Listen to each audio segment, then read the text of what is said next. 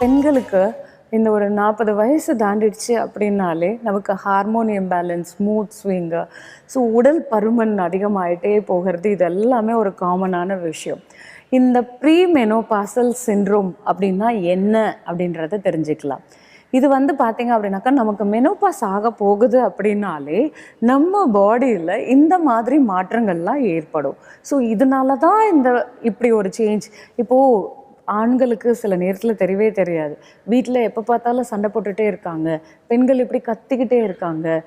குழந்தைகிட்ட ரொம்ப ரியாக்ட் பண்ணுறாங்க.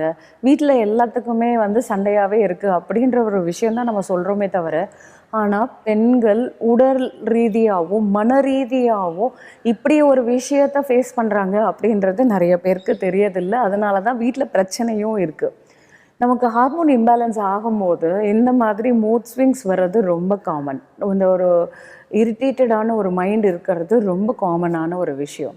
அவங்களுக்கே தெரியாது. அவங்க பாடி வந்து ரொம்ப ஒரு மாதிரி ஒரு ஃப்ரெஜைலாக ஒரு ஃபெட்டிக்னஸ் ஜாஸ்தி இருக்கும். ஸோ பார்த்தீங்கன்னாக்கா, ஒரு கல்யாணம் ஆனதுலேருந்து அவ்வளோ சுறுசுறுப்பாக இவ்வளோ டிஷ்ஷஸ் செய்வாங்க, இப்படி ஹாப்பியாக இருப்பாங்க. ஆனால் இப்போல்லாம் அவள் செய்கிறது இல்லை அப்படின்றதான கம்ப்ளைண்ட்டாக சொல்லிட்டு இருப்பாங்க. ஆக்சுவலாக என்ன அப்படின்னா, அவங்களோட எனர்ஜி லெவல் கம்மி ஆகிட்டே போகுது.